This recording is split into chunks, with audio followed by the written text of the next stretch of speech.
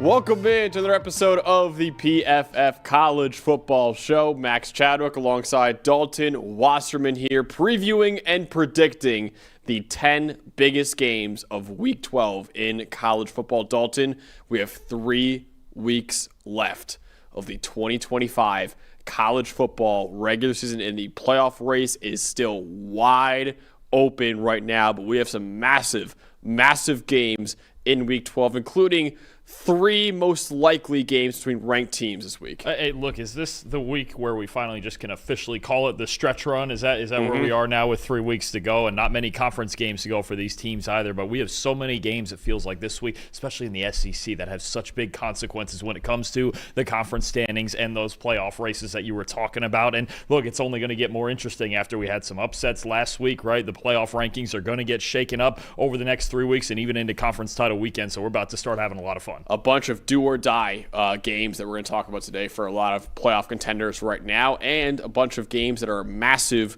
for the standings and a couple wide-open conferences like the Big 12 and the ACC right now, too. So a lot to get to here on the PFF College Football Show. I want to remind you guys that all the stats that we use today on the show are available to you guys, the PFF Plus subscription at subscribe.pff.com, and you can get it for 25% off right now when you use the promo code PFFCFB25. All right, let's dive into the first game we're going to talk about, Dalton, where ESPN's College Game Day is going. It's the first Saturday at Pittsburgh for ESPN College Game Day show in about, I think, 20 years for the Panthers. Got Notre Dame at Pitt. Again, there's no rankings on the bottom of the screen because this is being recorded before the playoff rankings are revealed tonight, but both Notre Dame and Pitt will be in the top 25, considering both of them were in the top 25 last week as well. And this game has huge playoff implications for both programs. I say both,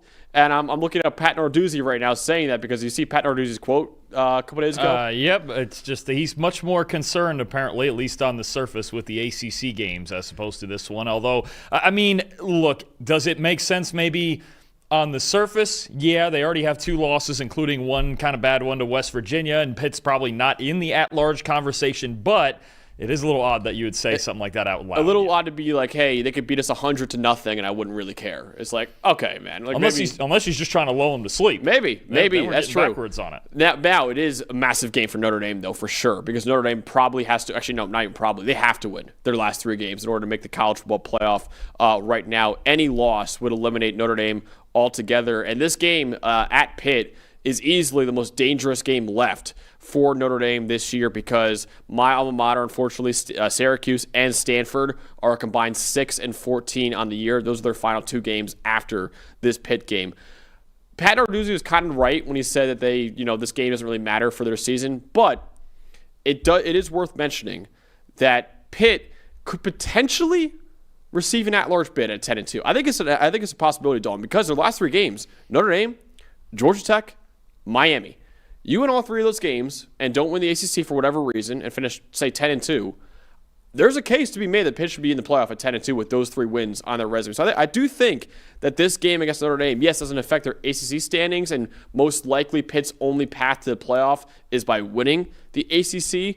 But I still think this game is important to the Panthers this year, even if Pat Narduzzi disagrees with me. Well, and I think even playoff seeding there, when you think about, okay, if you lose this game to Notre Dame and then you still go on to win the ACC, right, at that point you'd be 10-3, right? You're still probably looking as the ACC champion with kind of the perceived disrespect they got from the committee in the initial rankings, probably looking at the ACC champ being number 11 or 12 in that mix, right, as far as the seeding goes. You beat Notre Dame and you go on to win the ACC and beat Georgia Tech and Miami and whoever else at the top along the way in the title game.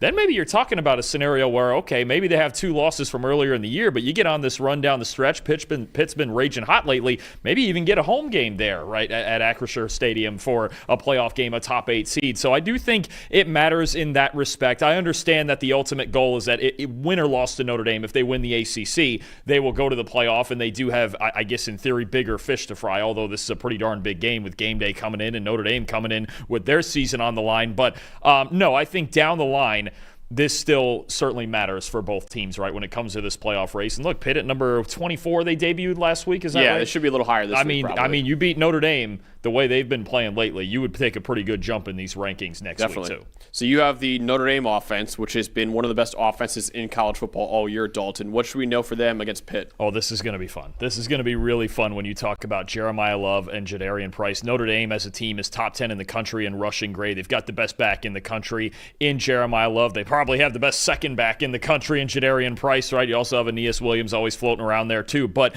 you look at that matchup against this Pitt run defense that has been an elite unit all year. Second in the nation in run defense grade. Second in yards per carry allowed. Second in yards before contact per carry allowed. They don't let you get off the line of scrimmage. And 22nd in explosive run rate allowed. The heart and soul of this Pitt team is an awesome linebacker group led by Kyle Lewis. Rasheem Biles has been out the last few days, but you got guys stepping up. Braylon Lovelace has been really good for this team as well. Cameron Lindsay stepping up in place of Biles. It's these linebackers, to me, that are going to have some huge collisions. They've got speed all over the place at that second level of their defense. It's going to be Notre Dame's running attack against this Pitt defense that's been elite against the run. If they can stop the run and they can make C.J. Carr beat them, which he can beat you for sure. They're loaded at receiver. Malachi Fields, Jordan Faison, all these guys that have been playing so well. Will Pauling on the outside too, but I would still rather have Notre Dame beat me with C.J. Carr in the passing game than I would with Jeremiah Love running for 200 yards all over me. So it's not easy to stop either, but the way Pitt's run defense has played this year, especially with that group of linebackers that they have with Kyle Lewis and those guys, they really do have a chance to make Notre Dame beat them throwing the football, and then it gets fun in those obvious passing situations with Pat Narduzzi and all the blitzing and press coverage he can throw at you. Yeah, I want to talk about Pitt, their offense this year, and how it's changed this year too, because they started off by losing its first two games against Power 4 opponents in West Virginia and Louisville. They were 2-2 to start their season overall. And their quarterback, Eli Holstein, was a major reason why they struggled in those two losses to West Virginia and Louisville. Holstein, only a 51.4 PFF grade across those four games, which ultimately led Pitt to make a change at quarterback and start a true freshman at Mason Heinschel, and he provided a spark for sure to that Pitt offense, because Pitt, since Mason Heinschel became the starting quarterback, is 5-0 since the former three-star recruit took the reins. He has a lot of arm talent, but he's still learning to rein in that arm talent right now, as most true freshman quarterbacks have that problem. 10 big-time throws since week 6, tied for 13th among all quarterbacks in the country. But 10 turnover-worthy plays since week 6 are tied for the 7th most among all quarterbacks in the country as well. In particular, he has 4 big-time throws against man coverage, tied for 8th in America in that stretch. 4 turnover-worthy plays against man coverage as well, though, are tied for the most in the Power 4. That stat is important to note, though, because Notre Dame runs man coverage at the 4th highest rate in college football at about 47% this year. If he can hone in his decision-making a little bit while still making some tight window throws down the field against Notre Dame's man coverage, Pitt can absolutely pull off this upset at home. But if not, Leonard Moore and the Fighting Irish's talented secondaries played a lot better over the last few weeks.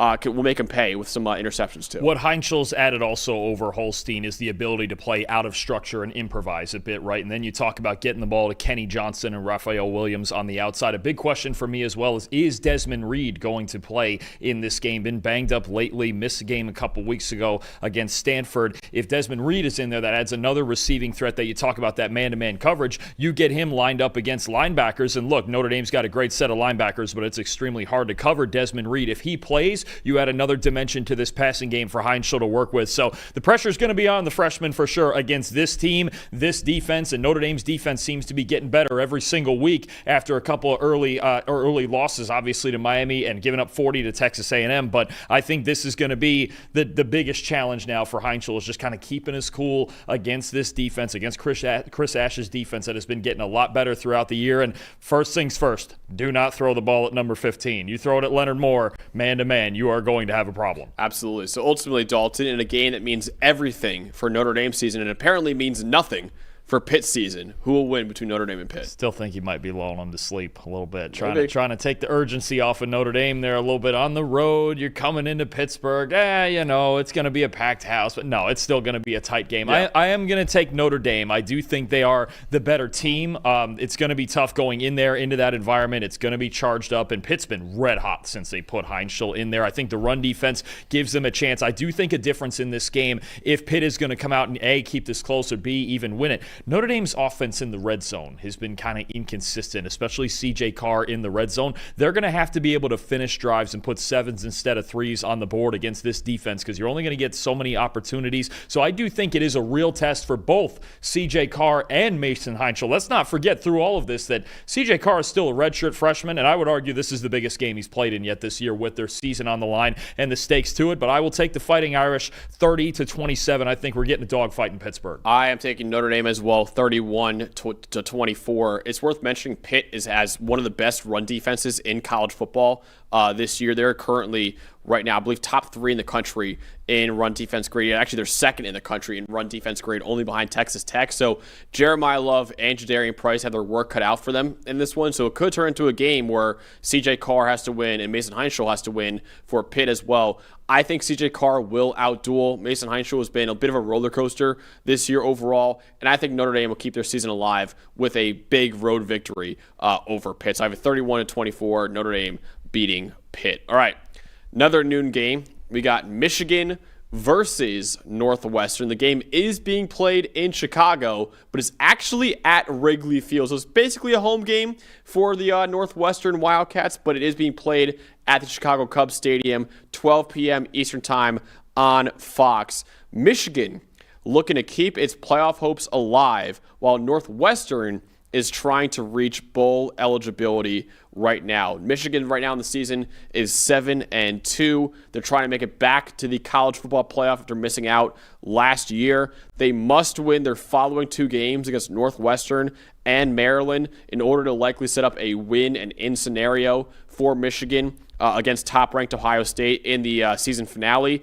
And if Michigan wins out, it also has a path of reaching the Big Ten championship game where it could clinch a spot in the 12-team playoff. But the Wolverines cannot overlook this game against Northwestern at Wrigley Field. Right now, Northwestern is 5-4 on the year and need one more win to reach a bowl game for the second time in 3 years under head coach David Braun. Yeah, no, Braun's done a nice job with this team, considering we weren't sure what the expectations would be, especially offensively for this team. Preston Stone been a little bit up and down. They've gotten a big step up from the running back, Caleb Kamalafe, after Cam Porter went out for the season with an injury. The run game's gotten better as the season has gone on, and of course, David Braun, the defensive coach that he is, has got a pretty good defense over there in Evanston, just going down the street for this game to downtown, the north side of Chicago there. I'm pretty familiar with it. But no, I mean, I think that's what you have with Michigan here is it's the next step in the process, right? Get to that Ohio State game 9-2, give yourself a chance to go to the playoff. And to be honest, when you look at the head-to-head and the way the standings are, I'm not sure how it would be necessarily with Oregon if they still have one loss, but you go into the big house and you beat Ohio State and you win that tiebreaker at the very least. Now you're talking about, we're expecting Ohio State, Indiana. It could very well be an Indiana and Michigan in that Big Ten title game as well if they get to 10-2. Absolutely. So ultimately, Dalton, you have the Northwestern offense who has been really good in the trenches this year. So we got a fun trench matchup in this game. Northwestern, Caleb Tiernan, and this offensive line, they're the 10th highest graded offensive line in the country, 15th in pass blocking grade, 17th in run blocking grade, a very balanced approach, keeping Preston Stone clean because he hasn't been great under pressure, but in a clean pocket, he's been able to make big plays and get Griffin Wilde on the outside the football especially. And then, like I mentioned, opening up holes for Komalafe in the run game, even without their expected starter, Cam Porter. He's only played 2 games this year and then left for the season due to injury. And then you look at Michigan's defensive line. Look, their 4 highest graded players on defense are defensive linemen Derek Moore and Jayshawn Barham off the edge. You've got Rayshawn Benny inside. TJ Guy mixes in there as well. You're just going to get a really good trench matchup, and Northwestern's offensive line is going to have to play their best game in order for them to score points on this Michigan defense. This Michigan defensive line, is it quite what it was last year with 2 first-round picks and some other draftable guys? Not quite, but it's pretty darn close. They're still the 12th best defensive line in the country, so they haven't taken too big of a drop-off. That's the unit that really sets the tone for this Wolverines defense. You're going to get a really fun trench battle when Northwestern has the ball. Definitely. I'm looking at Michigan's run game, of course, against Northwestern's run defense. It's really only matchup matchup to look at overall for Michigan, I feel like, in every single game this year, because the bread and butter of their offense is their run game. They run the ball at about 54% of their plays this year, the 7th highest rate in the Power 4, and for good reason, too. Right now, Michigan is 7th in the country with 6.3 yards per carry this year. They average 2.6 yards before contact per carry, which is 9th among all teams in college football. And even though star running back Justice Haynes is out indefinitely with foot surgery, Jordan Marshall has picked up right where he left off. Jordan Marshall, a redshirt freshman, has 428 rushing yards since week 8. That's 8th among all running backs in America. And the Wolverines had a bye week in that stretch too. So if he played that extra game, he'd probably be even higher in the standings right there. Both Haynes and Marshall are very talented, but a big reason why Michigan has a great running game, no matter who their running back is because their offensive line has been phenomenal this year. I said before, 9th most yards before contact per carry, and they're 16th in the country in run blocking grade as well, the 70.6 run blocking grade. Northwestern has had plenty of issues with opposing run games this year. They're only 108th in college football in team run defense grade, and they have a lot of issues tackling ball carries as well. 50.3 tackling grade on the year is the second worst mark in the Power 4, and they miss a tackle on runs on about 19% of the time this year. That's the worst mark in the Big Ten. So if Northwestern does not force true freshman quarterback Bryce Underwood to win in obvious passing downs, it's going to be a long, long day for their defense. Yeah, no, I mean, how valuable has Jordan Marshall been lately to Michigan? 3 straight games with at least 110 rushing yards, and when Justice Haynes got hurt, he's been hurt twice now this year. We've gone, okay, who's going to pick up that slack? Jordan Marshall's done an outstanding job, and don't forget Bryce Underwood in the run game too. He showed us, I think, more than we thought as a rushing threat, over 300 rushing yards this year if you exclude sacks like you should. So I think those two guys in the backfield, as usual with the way that Michigan wants to play, the shortage of dynamic receiving options are getting a little bit better out there as the season goes on, but they still want to run the football. Marshall and Underwood are going to be very key to that. Absolutely. So ultimately, Dalton, in a game at Wrigley Field, will Michigan pull it off and keep their playoff hopes alive, or will Northwestern deliver a huge upset and also get to bowl eligibility? I think the Wolverines get it done, and I think they'll find a way to get pressure on Preston Stone in some big moments in this game. That's really been the problem for Stone, is handling pressure and not turning the football over, not putting the ball in danger. And I do think Michigan, with their run game, can control the pace of this game. I've got the Wolverines 28-16. I think they use the same formula to kind of win these games the same way they've been winning them recently, right? I just think this, if you're going to beat Michigan, I think you do have to have the quarterback who can really stay calm under pressure. I don't know that Preston Stone can do that in big moments. There's going to be a handful of third downs that come to him, and I think that Wink Martindale is going to put together the right blitz packages to get that pressure on him, even against a really good offensive line in Northwestern. 28-16 Wolverines. Love it. I have Michigan as well, 31-17 overall. I think both these teams are going to try to win with their run games in this one. The difference is, though, Michigan has a top 15 run defense grade in college football. Northwestern's outside the top 100 right now. So I think Michigan's run defense will play well. Northwestern's, I don't think will. I think Jordan Marshall and Bryce Underwood on the ground could have big days against Northwestern on the ground. And when both teams have to throw the ball, I trust Bryce Underwood right now more than I trust Preston Stone at Northwestern. So even though it's at Wrigley Field, even though it's in Chicago, I've got Michigan winning 31-17. All right, next game at noon, we got Arizona at Cincinnati, 12 p.m. Eastern Time on FS1. Cincinnati tries to stay alive in the Big 12 race right now. Cincinnati's trying to crash the college football playoff for the second time in program history, but it'll need to win out and win the Big 12 title in order to do so. The Bearcats right now are 7-2 on the year after losing to number 24 Utah a couple weeks ago, but they still only have one loss in conference because their other loss was against Nebraska in week 1. If Cincinnati wins its final 3 games, it'll clinch a trip to the Big 12 title game because they play BYU later in the year too, who they're kind of fighting with in the standings right now. But that starts this week against an Arizona squad that's 6-3 on the year and has won each of his last 2 games. Yeah, no, absolutely. I think for Cincinnati, the goal is simple. They still control their own destiny, right? Houston has 2 losses behind them. There's some other teams. Utah also. Utah is a big one, too, because they would lose that tiebreaker, but they've got 2 losses. So you're really looking at, for Cincinnati and for BYU, who we'll get to later in the Big 12, whichever one wins out, if they do, that's the team that's going to go and play most likely Texas Tech in the Big 12 title game. So every week for Cincinnati, the stakes only get bigger, and they need to set themselves up with a win to get into that BYU game next week, at least tied, if not ahead of them. Definitely. So you have the Cincinnati offense, Dalton, with Brendan Sorsby, who's been one of the best quarterbacks in America this year. What should we know for him against Arizona? He has, but there is still an issue with this Cincinnati offense that needs to be addressed, and that is their ability to throw to the outside against man-to-man coverage. This has been a problem. This was really the problem that came up the second half last year when they lost 5 games in a row to end the season, right? It was that Colorado game when man coverage got them, and then every team after them followed suit. Well, you had a similar problem a couple weeks ago against Utah where the corners for Utah just dominated their receivers. They need someone on the outside to step up and win one-on-one battles. Arizona runs man coverage at the 23rd highest rate in college football.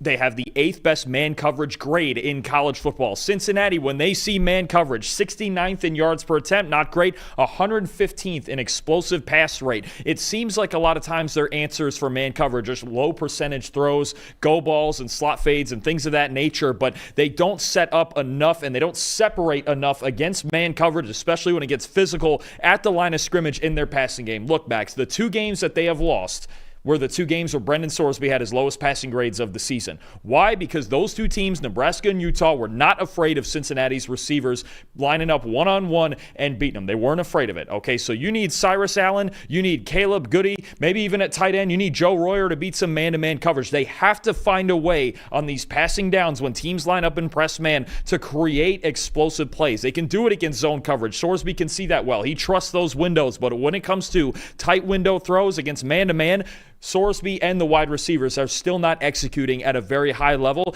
I have to think, look, they already run a high rate of man coverage at Arizona. I got to wonder if they're going to ratchet that up even more and just go, you know what, as long as we can find a way to stop the run, because that's step number 1 against this Cincinnati team. It's still Tawi Walker and Evan Pryor and even Sorsby in the run game. But if you can get this team into obvious passing situations, line up in press man, see where it goes, see if they can beat you, because that's where Cincinnati has struggled both last year and this year, and that's the thing to me that is still the biggest question mark on this team. Can the wide receivers separate in those one-on-one situations? Yeah, and Arizona right now is top 40 in the country in run defense grade 2. So you're looking at Brendan Sorsby against man coverage. I'm looking at Noah Fifita against zone coverage in this one. Noah Fifita is back to his really good ways after having kind of a down year last year in 2024. He was great in 2023, though. 82.7 passing grade on the year is second in the Big 12 behind Brendan Sorsby. So you have the 2 highest graded quarterbacks in the Big 12 in this game in Noah Fifita and Brendan Sorsby. This is despite the fact that Arizona is only 104th in receiving grade this year after losing Noah Fifita's childhood best friend and, of course, top 10 pick Tedero McMillan to the Carolina Panthers. A big reason for how good Fifita has been this year is how good he's been from clean pockets, leading the conference with an 88.7 passing grade from a clean pocket. 79.9 passing grade against zone coverage is also 3rd in the Big 12 right now. Both of those numbers are important to note in this game because Cincinnati's pass rush has been practically non-existent this year. 23% pressure rate on the year is the 3rd lowest in the entire country this season. They have made up for it, though, with a pretty solid secondary overall that runs zone coverage at the 3rd highest rate in the Power 4 at about 82% this year. But if Noah Fifita is as good from clean pockets and against zone coverage as he's been all year, it could be a lot of trouble for Cincinnati in this game. No, absolutely. I think for Fifita, you're looking at a team with Cincinnati's defense in the way it's structured, same way that Iowa State's is structured because Tyson Veit is their defensive coordinator. It's basically just not designed to get a pass rush, really. If you can get one, cool, but it's designed to play with that 3-man rush with a drop 8 in coverage. So they're looking at trying to just cut off those zone windows and not give them all that space. I do find interesting that in Arizona's loss to Iowa State, Fafita had his third lowest passing grade of the season and his only game with multiple interceptions. So that is something that he couldn't adjust to when they lost to the Cyclones. It's the same exact defense. They don't really rush the passer. They drop 8. It's that 3-3 stacked kind of defense. So I think when you're looking at Arizona, and they haven't run the ball lately as much as I thought they would, with Ishmael Mahdi and the rotation of running backs that they've got. So they're really putting the pressure on Fafita to stay clean and throw it into those tight windows. That's going to be the big question for Cincinnati, especially on the outside. Can they cover well enough? If they can do that, then I like their chances. All right, ultimately, Dalton, in a game that is absolutely critical for Cincinnati to stay alive in the Big 12 race right now, who do you got between Arizona and Cincy? I think it's interesting because that Utah game a couple weeks ago was really the first time that we saw Cincinnati get out-physicaled at the line of scrimmage, right? They didn't run the ball particularly well in that game, but I still think this run game at home at Nippert Stadium can get them through this week. They need to go in and physically dominate this Arizona team in the trenches. They don't want to get in obvious passing situations where the pressure is on Sorsby and on their wide receivers, but I'm going to trust this offensive line. I'm going to trust these backs, and honestly, I think Cincinnati's run defense makes a big difference in this game because it's great. There are times when Noah Fafita can get hot and carry you, but does Arizona want him to do too much, right? And do they want to run the ball maybe a little bit more? That's going to be tough against Jake Golday and Dante Corleone in this really good Cincinnati run defense. I like their defense a little bit better. I still like the stability the run game can give them. I think it's going to be tight. Cincinnati 27, Arizona 24. I originally had Cincinnati in my prediction. I'm actually going to change it, though, right now. After listening to all the breakdown that you had, and, of course, thinking about it a little bit more on my side, too. I got Arizona winning now, 28-27 over Cincinnati. I think it's a bad matchup for Cincinnati on both sides of the ball. In this one, it could come down to the wire with the two best quarterbacks right now in the Big 12, but I kind of like the matchup of Arizona playing a lot of man coverage and being really good at it against Cincinnati, and their kryptonite on offense for Cincinnati this year has been man coverage, and then Noah Fafita has been great from a clean pocket and great against zone coverage, and Cincinnati has no pass rush this year, and they play a lot of zone coverage too. So I'll take Arizona to pull it off on the road with a 1-point win over the Bearcats. Should be an awesome, awesome game. Dalton, we actually have a question in the chat from Walt about one of the quarterbacks in this game. Brendan Sorsby saying, how good of an NFL prospect do you think Sorsby is, and where do you think he'll get taken in the draft? I think he's most likely a third-round quarterback, probably a day 2 pick, I would say. I think he might be an earlier day 3 pick. I think he might be a little later than that because I don't know that there's any necessarily special traits. I think he's got a good arm and he's tough and he's a solid athlete, but I don't think there's anything about him that's A+. And this would be my concern in an exact game like this is anytime he's seen good man-to-man coverage, and this is on the receivers too, haven't really gotten open. It just seems like he's a little either hesitant or erratic throwing into those tighter windows when he really has to thread the needle. So I think Sorsby is a solid prospect. I think he's a guy, to me, he's probably more of a day 3 guy that I would think of from round 4 to 6, but certainly has the build, has good athleticism. It's just a matter of can he make those throws? Can he really drive the football into tight windows? I'll give him a little more credit. I'll say he's be a third-round pick in this upcoming NFL draft. I think he'll get taken somewhere in the third round this year. So Dalton's got Cincinnati. I've got Arizona to win this game, which would be an awesome, awesome Big 12 game. All right. Another big game at noon. Of course, we got to do an American game considering how wide open that conference is right now. We got USF at Navy, noon Eastern time on ESPN2. A huge game in the American Conference and, of course, the Group of 6 playoff race right now. 5 of the top 6 favorites to earn the Group of 6 playoff spot come from the American Conference, according to DraftKings Sportsbook. Right now, USF is the favorite to represent the Group of 6 at plus 125, and the Midshipmen are 6th at plus 3,000. But Navy is still in first place of the American Conference right now with a 5-1 record in conference. So this is a huge, huge game for determining who will make it to the American Championship game and ultimately compete for most likely a playoff spot too. Biggest game of the year for both teams. USF has a favorable last 2 games if they can win this one, and they've been raging hot offensively. Had the one slip up at Memphis where they blew the game in the fourth quarter, but still have every opportunity. I think I'll be very curious to see tonight as we're recording this before the CFP rankings, this round of them, if USF and or North Texas is going to get ranked tonight, or the situation also with James Madison in the Sun Belt, because from my understanding, tiebreakers in the American, if it's going to be a 3-way tie like it could be at the top top. If you don't have the head-to-head of that round robin where both teams beat one team or something like that, it actually just goes to CFP rankings, and then it gets interesting when it comes to, because there is still a potential here for a three-way tie between a USF, a North Texas, and a Tulane, with all of them with just one loss. Those rankings could decide some things at the top when it comes to who is playing in and hosting the American title game. But first things first, this is one of the biggest games of the year. It's another domino in these last few weeks. Some huge games you have, but USF, Tulane's got a pretty favorable schedule. North Texas got a favorable schedule. USF's got to go on the road and get this one if they want to win the American and if they want to go to the playoff. All right, so Dalton, you have the USF offense with most likely the best quarterback in the group of six right now, Byron Brown, who's been on fire as of late for the Bulls. That is an understatement right there. I mean, you talk about what Byron Brown has done. Obviously, look, you played some real tough opponents. You started 2-1 against Boise, Miami, and Florida, right? And, you got the big win in the swamp and all of that, and they won it with their defense in the run game, and it was ugly. But since they've gotten into,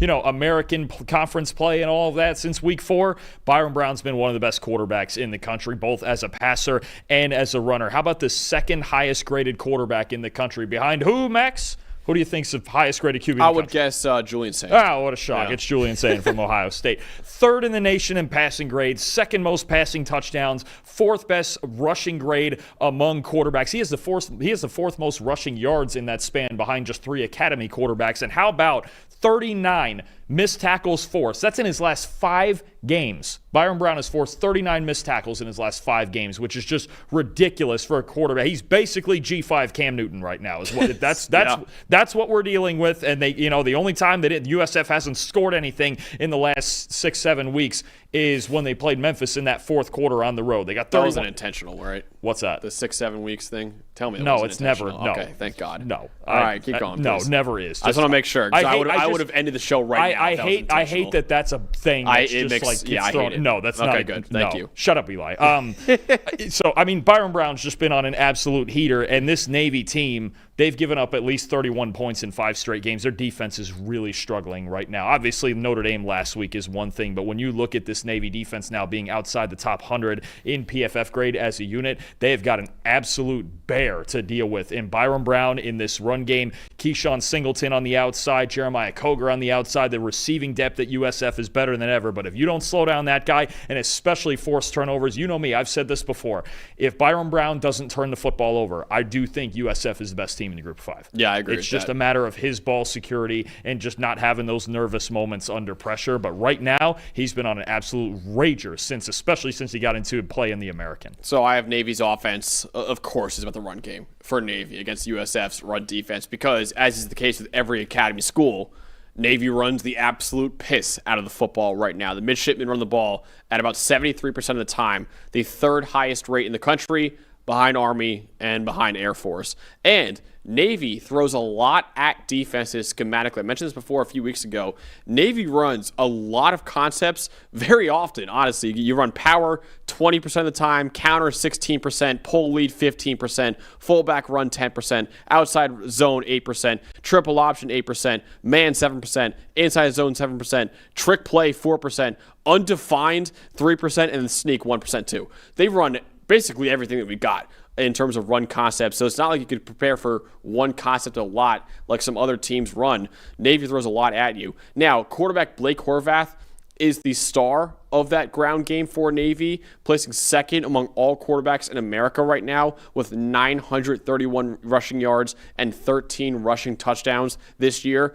It is worth mentioning, though, he did miss this past week's loss to Notre Dame with an upper body injury, but it's reportedly not a long-term injury, and he could suit up this week against USF. So keep an eye on that for Blake Horvath, who's been amazing for Navy's offense this year. USF's run defense started off really slow in his first 3 games against Boise State, Florida, and Miami. They had a 50 run defense grade across those 3 games. That was the 4th worst mark in the nation. But since those 3 games, they have really rebounded. Since week 4, the Bulls have a 91.2 run defense grade. That's 11th among all schools in the country. So again, the 4th worst run defense grade in the first 3 weeks, 11th best since week 4. If USF plays like the latter, they could really find a lot of success against this Navy offense. No, absolutely. The two guys to look out for are both at linebacker, number 7, Jalen Schuler, number 24, Mac Harris. These two guys have been excellent all year. Harris has been one of the best linebackers in the country all year, and they're coming off a game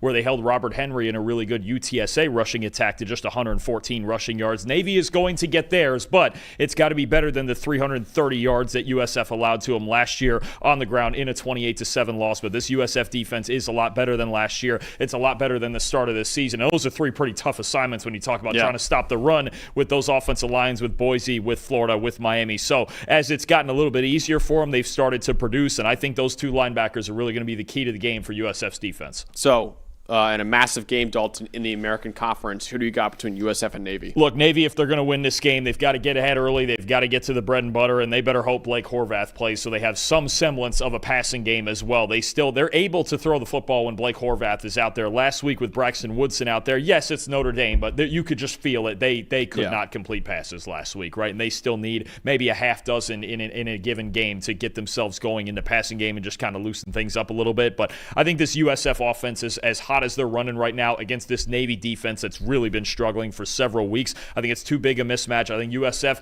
maybe they show some cracks on the ground. Navy's offense is still a lot of fun with, Alex Texa and obviously Eli Heidenreich both as a runner and as a receiver. But I've got USF 42-27. I just think the offense keeps it rolling. They're on fire right now. Yeah, I have USF as well, 34-24. I think the Navy midshipmen will struggle to contain what's been the Group of Six's best quarterback this year in Byron Brown. And I think USF's kind of revived run defense will step up enough against a banged-up Blake Horvath and Navy's rushing attack. So I think USF will win this game and further stake its claim as the favorite to represent the Group of Six in the college football playoffs. So that wraps up the noon slate for us in this preview. Some absolutely massive games still to come in this preview, including the next game that we got. But before we get to that, let's talk about the sponsor of the show. That is Fabric by Gerber Life. Parenting is filled with high-pressure decisions, and it can be difficult to tell if you've made the right choice for your kid's future. But here's a simple decision that you can make today that could have a meaningful impact on your kid's future. That's opening a UGMA Kids Investment Account with Fabric to start their investment journey early and give them a financial head start. Fabric by Gerber Life was designed by parents for parents to make it easy to plan for and manage your family's financial path. With a kids investment account from Fabric, you can start investing in your child's future today. Kids can invest when they're minors, but a UGMA kids investment account allows you to invest on their behalf now and gives their investments more time to grow. It's all online, and setting up an account could take you just 5 minutes. Get started investing with as little as $1 a day. Then manage your child's account and monitor their investments right from your phone. Fabric has partnered with Gerber Life, trusted by millions of families like yours for over 50 years. Join the thousands of parents who trust Fabric to help protect their family. Start investing in your child today at MeetFabric.com/PFFcollege. That's MeetFabric.com/PFFcollege, MEETFabric.com/PFFcollege. This is a paid promotion for the Fabric UGMA product and not for investment advisory services. Portfolios are managed by Fort Washington Investment Advisors Incorporated. Custodial services are provided by Apex Clearing Corporation. All investing is subject to risk. Terms apply. Learn more at MeetFabric.com. All right, next up, one of the biggest games of the week. We got Oklahoma and we got Alabama. 3:30 p.m. Eastern Time on ABC. The storyline to know in this game, Dalton, Alabama is trying to do the same exact thing to Oklahoma that the Sooners did to them last year. What do I mean by that? Last year, Alabama lost on the road to Oklahoma 24-3. That was Alabama's third loss of the year and pretty much knocked out the Crimson Tide from college football playoff contention. They could do the same thing to Oklahoma this weekend because Oklahoma is 7-2 on the year and most likely cannot afford another loss if they want to make the college football playoff. Meanwhile, for the Crimson Tide, this is a big game for them too, outside of just getting revenge on Oklahoma, because right now they're 8-1 on the year, and they're trying to take one step closer to securing a spot in the SEC title game because Alabama's one loss this year was out of conference to Florida State. And, of course, Alabama has to finish their season to do that with wins over A, Oklahoma, and B, Auburn, who right now isn't starting Jackson Arnold, but he was still the main character in this upset last year that really, like you mentioned, was the reason that Alabama didn't make the playoff, was this loss to Oklahoma. At 10-2, they would have gotten an at-large bid in there, probably over SMU, as it turned out, being the last team in there. So I think for this game, and not just the revenge factor, but it's a huge game for the SEC standings. A&M and Alabama still the only two teams undefeated in the SEC. Both have inside tracks, favorable schedules going down the line, but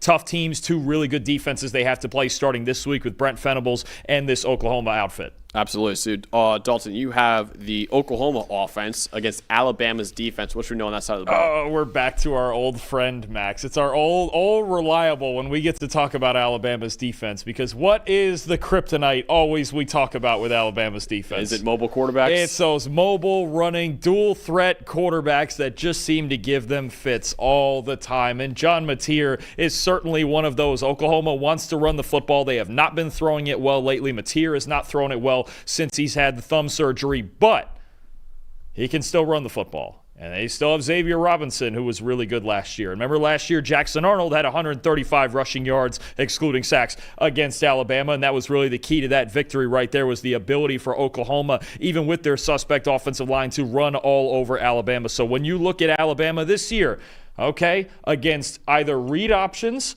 or design quarterback runs, still kind of the kryptonite here. 77th in run defense grade against either of those two things.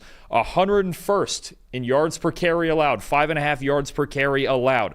2.6 yards before contact per carry, not fitting things upright. That's a bottom 15 mark in the country, and an almost 20% explosive run rate when there's either a read option on or it's just a design quarterback run.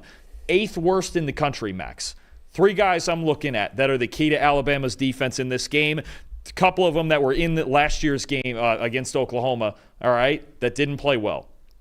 Deontay Lawson, Justin Jefferson, Nikhai Hill-Green. The 3 linebackers for this Alabama team, 2 of them, Lawson and Jefferson, didn't play well last year, along with Jahad Campbell. You could argue that was Jahad Campbell's worst game of the year last year in this Oklahoma game.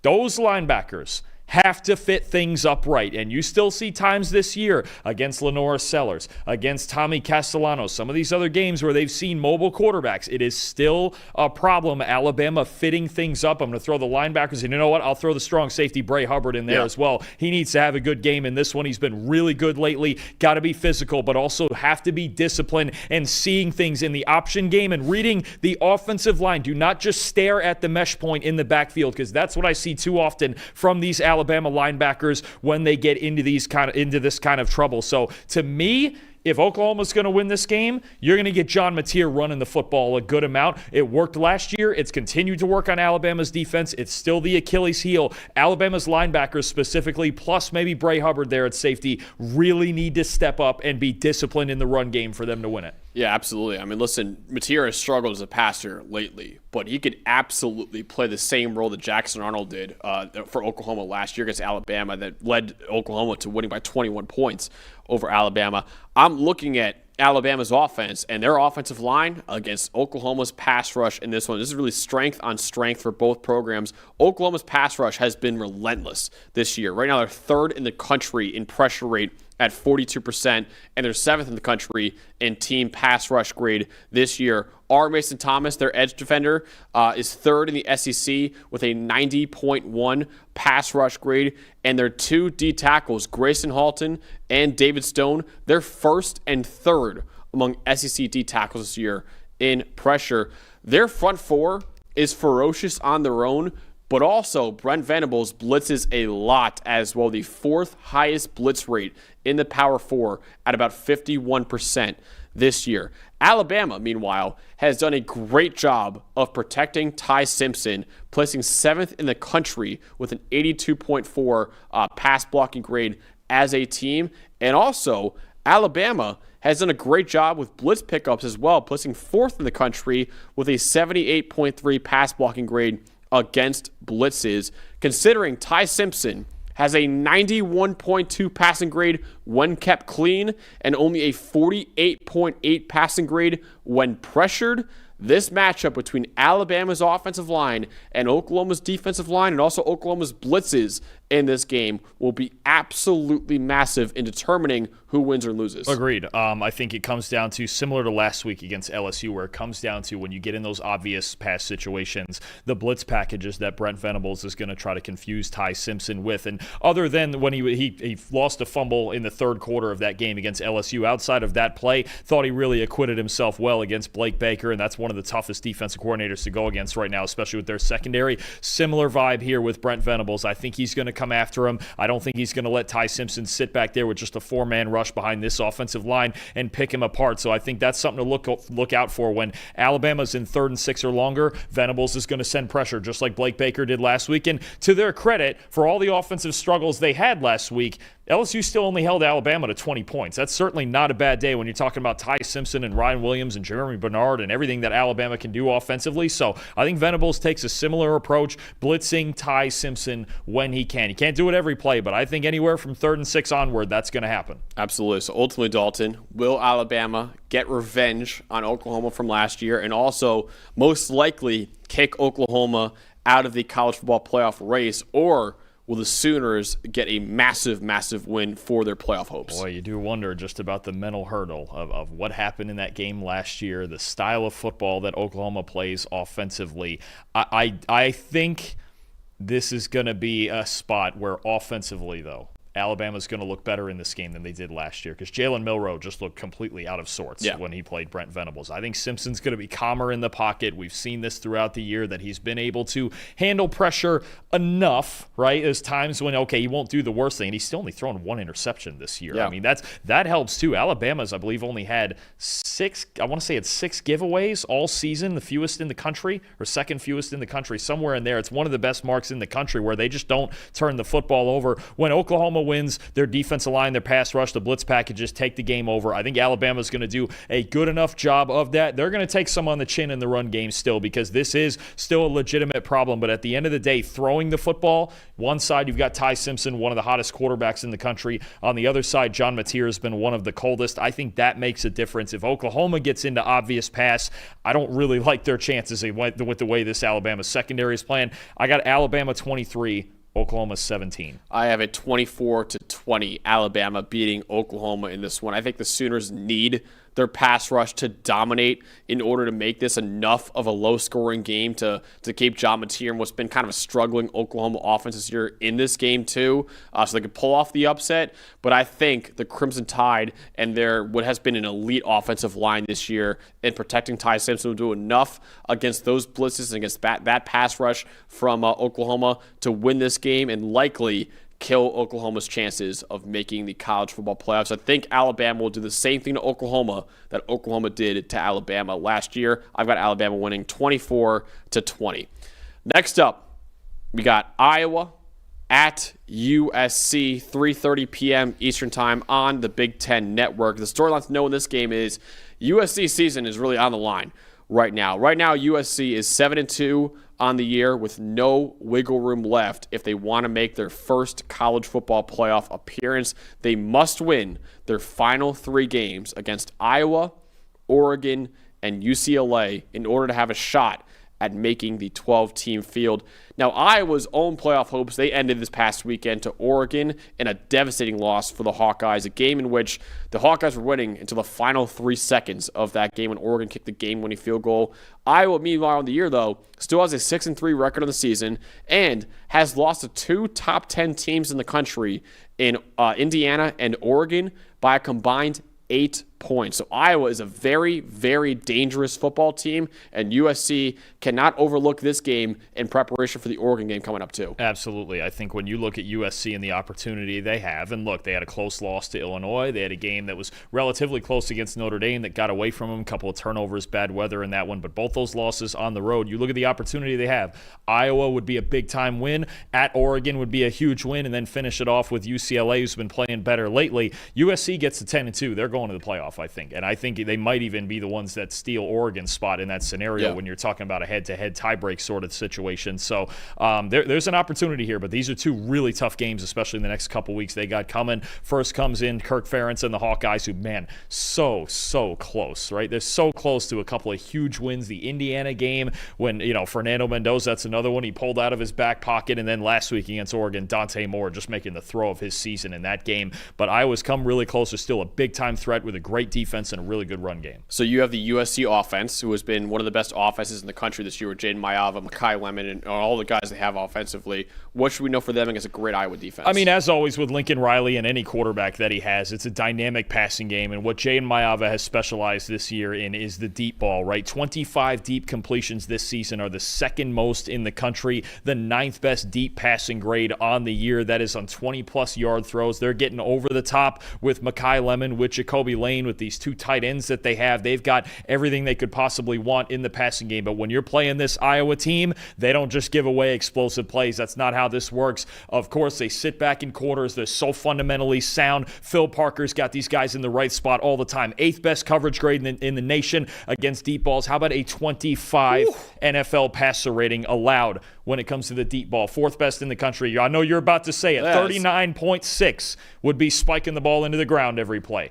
Damn. 25 passer rating allowed against the deep ball. You just don't get over the top on the Iowa Hawkeyes. So Jaden Mayava is going to have to stay patient. Lincoln Riley's going to have to run the football very well with King Miller, because there's times, especially last week against Oregon, where Iowa's run defense has shown some cracks. If you can be physical with them, if your offensive line can play well and set things up in the run game first and put you in a good down and distance situation, then you feel better about yourself. But if you don't run the football early, or if you don't make things happen after the catch early and you're in 3rd and 9, don't start looking to hit home runs on this Iowa team, because it's just not going to happen. Max, they've given up 1 deep completion in the last 3 games. You know what that 1 completion was? The Dante Moore? The Dante Moore earhole throw that looked darn near impossible when you saw. That's the only deep completion they've given up in the last 3 games. They shut it down deep down the field. They keep it in front of them as good as anybody. They make tackles. They rarely miss tackles. And the other thing that's interesting in the passing game, too, you got to match up who's going to win after the catch when USC does get to go underneath, say to Makai Lemon underneath and try to get him in space. USC, 5th in the nation in yards after catch per completion.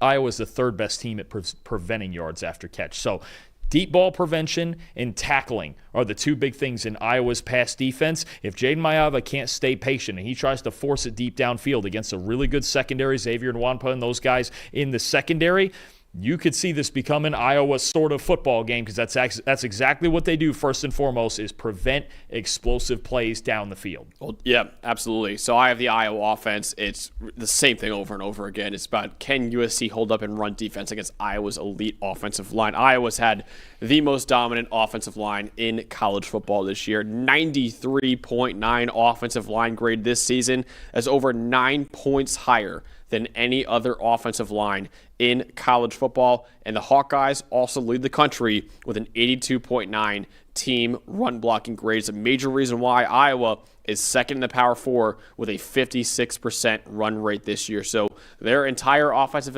identity is centered around that elite offensive line, with guys like Logan Jones at center leading the way, and for Mark Gronowski and their backs to run the ball too. USC has an elite coverage unit, but it's not as stout in run defense right now. The Trojans are only 112th in the country in team run defense grade this year, and 115th in yards before contact per attempt allowed, about 2 yards before contact per carry allowed by USC. They would be very, very wise to stack the box on Iowa in this game and trust their fantastic secondary that I believe right now is 7th in the country in team coverage grade.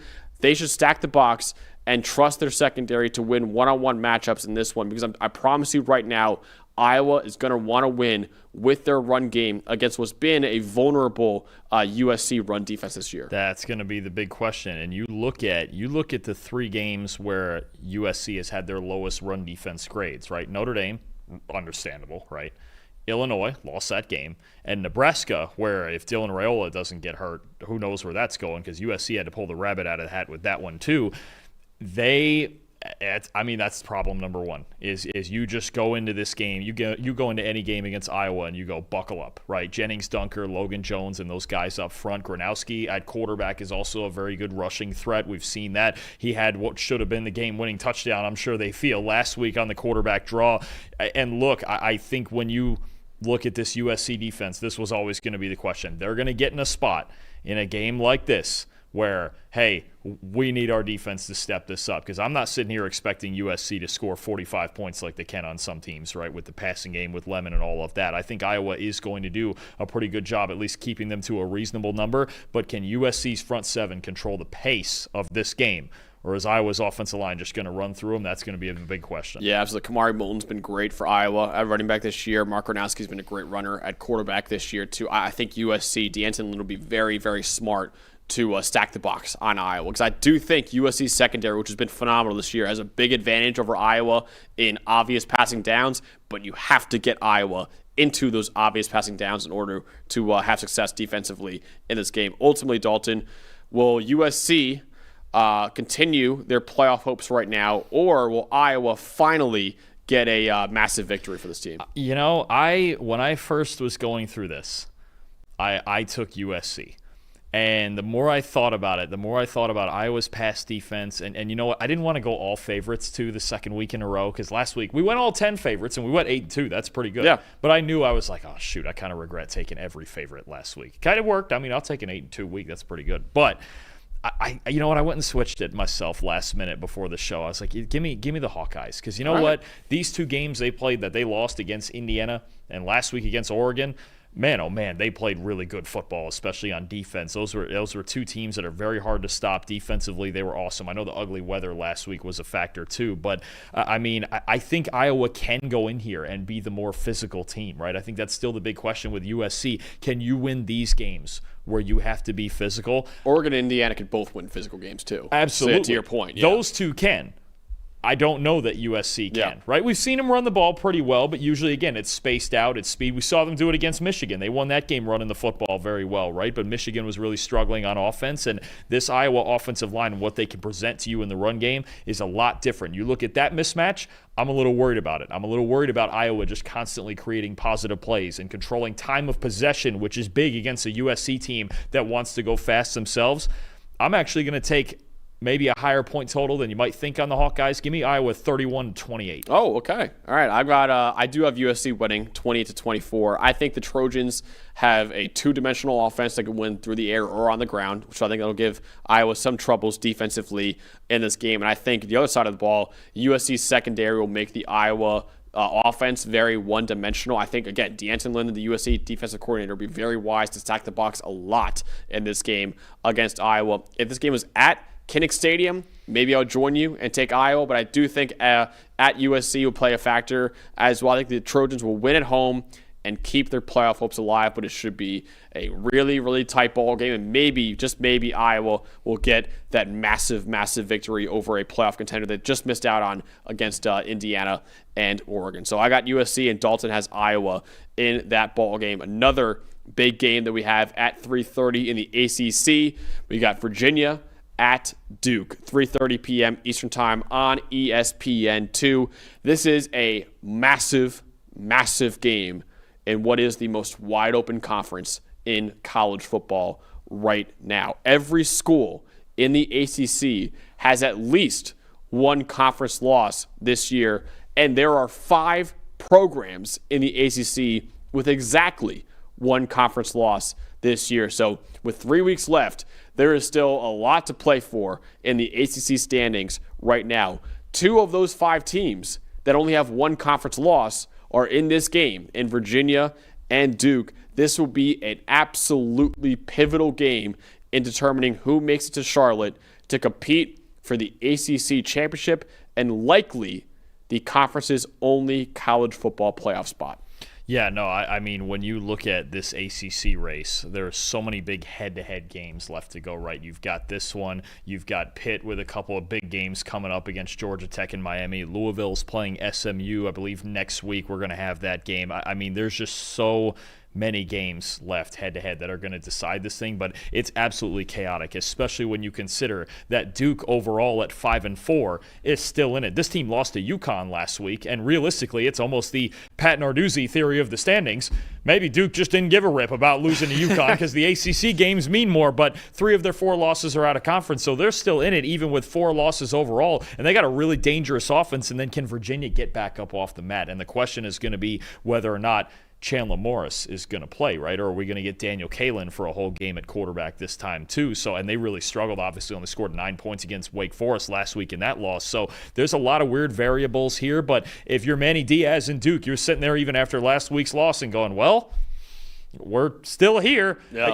It's kind of that thing. They've blown a lot of games, but a lot of those have been out of conference, right? And the one in conference was a Georgia Tech game that, had they not made their own mistakes, they might have won that game too. This is why I caution against saying, some games don't matter, though, because I do think the nightmare scenario for the ACC is if Duke does end up winning the conference at 9-4, will we get 2 group of 6 playoff teams and the American winner and maybe James Madison, or will it be a 9-4 Duke that gets in too? Because you have to have 5 conference champions to make the playoff. The question is, though, so many people say, it's the 4 Power 4 champions and then 1 Group of 6 champion. There is a scenario where it could be 3 Power 4 champions and 2 Group of 6 champions. So these Duke losses are stacking up. We'll see. They got to get to the ACC title game first. We'll talk about the game just now. But I do think it's a nightmare scenario for the ACC where there's a chance no ACC team makes a playoff this year. There is at least a chance, and it would start with this game right here. Yep. It would throw the biggest wrench in probably anything we've ever seen in any sort of playoff selection. So, no, this will be a fun one though. Duke, despite the record, they're a dangerous team. There's a lot of times we'll go over it, but they got to get out of their own way sometimes. So you have that Duke offense. Darian Mensah has been one of the best quarterbacks in college football this year. What should we know for him against Virginia? He really has. He's been outstanding, and what you can expect from Darian Mensah is for him to attack outside the numbers. When he's throwing the ball at or outside the numbers, 91.7 passing grade this year. He likes to attack go ball, slot fades, deep out routes, comebacks, things of that nature, back shoulders too. When he's attacking at or outside the numbers, he's got a 91.7 passing grade. Second in the nation behind who, Max? Julian Sayin. Good call. Yep. See that every time. 97 completions out to those areas of the field, 6th most in the country, 15 touchdowns at or outside the numbers, 15 big-time throws. Behind who, Max? That'd be Julian Sayin. Actually, it's wrong this time. It's actually Ethan Kaliakmanis from Rutgers. Yeah. Just that. What if I pulled that out right there? If you were just like, Ethan Kaliakmanis. I would think you were hacking my computer or something when I was researching. I'm just that into the stats. I know every single stat off the top of my head like that. I mean, what a pull that would have been if I did that. That would have been some really good hosting. That was some disgusting work. That category, Sayin's not too far behind, but that was good by you. That category is Ethan Kaliakmanis from Rutgers having a pretty good year. Anyway. Darian Mensah, whichever quarterback we're talking about. Darian Mensah, really good outside the numbers. When he can push the ball downfield outside the numbers to Cooper Barkate and Quayshawn Brown and a solid group of receivers, really underrated group of receivers you have there at Duke, then this passing game gets really dangerous. The only thing that comes with that sometimes is the turnovers have been hurting Duke. I'll get more into that when we make our predictions here, but I think when you look at the softest part of Virginia's defense, it's those cornerbacks on the outside. Virginia, pretty solid this year defending outside the numbers as a team. A lot of that is really good safety plays, but all 3 of their cornerbacks that rotate in on the outside have right around a 60 coverage grade. They get the job done. I won't say it's lights out on the outside, so I think Duke has some opportunity here to attack outside the numbers as they always do and create those explosive plays. Yeah, I have the Virginia offense, and I'm looking at the run game for Virginia, which has been, probably the most important part of their offense all year, but it's even more important in this game, considering, like Dalton mentioned before,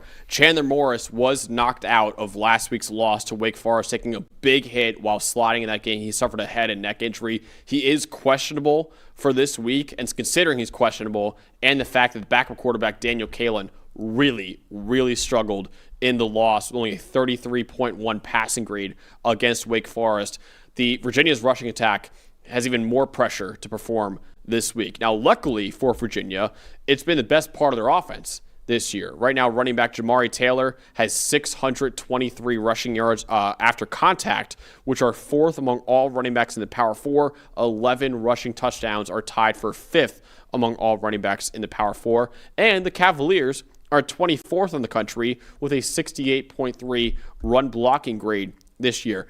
Duke's run defense has been solid overall. Right now they're 53rd in run defense grade and 48th in yards per carry allowed at 4.6. But they have earned sub-70 run defense grades in 3 of their last 4 games.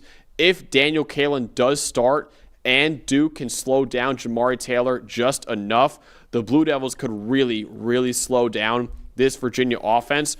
But if Chandler Morris is able to go in this game, Duke will have to slow down Virginia's rushing attack while also not stacking the box, because right now Duke has the 7th worst coverage grade in the Power 4 this year. It's kind of been a shocking development for Duke this year, Dalton. I had Duke as having a top 10 secondary in the country going into the year. They have really, really struggled on the back end of their defense. So if Daniel Kalen starts, that might not matter for Duke's defense considering how much he struggled as a passer.